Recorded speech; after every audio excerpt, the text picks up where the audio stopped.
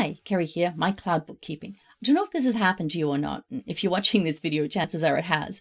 But I had my perfect invoice template, was quite happy with it. Everything looked good.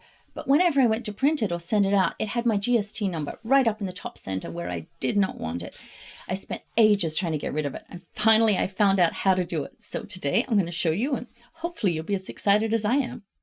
Now this time we're actually in my file, so I can show you the problem that I was having that was, as I mentioned, it was just driving me crazy.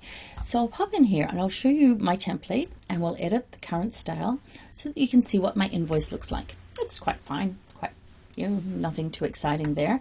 So I decided that this is the format that I would like to use for my client invoice. So I'm going to make an invoice here, enter in a service, and then I want to print or preview.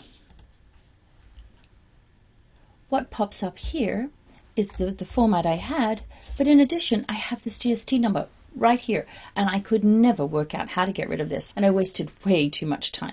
So I was absolutely delighted when I found out how to do it, and now I'm going to show you. So now I'm in the sample company because I don't want to go messing around with tax things on a live file. Pop to taxes on the left-hand tab here, and then up the top right, there's manage sales tax. Hidden away next to add rate is a little drop down for edit the agency settings.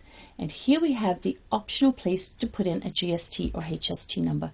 If you delete this from here and save, when you come now to display your invoice, that GST number will not appear. And I suggest that you add that into one of the other fields on your invoice. You can have a look at my other video for customizing your invoices, and you'll see some of the places that you can use to enter a GST number or a HST number so that you can meet that requirement. Well, so now you can take that number off. Your invoices will look great again. If this video was helpful, please do click like below, subscribe to my channel. Be sure to sign up for my newsletter. Lots of little tips and things like this will come out on a monthly basis, and I might not necessarily make a video on them. And if there's anything else that you'd like to know about, please do send me a message right in the comments below, and my next video could be for you. Cheers.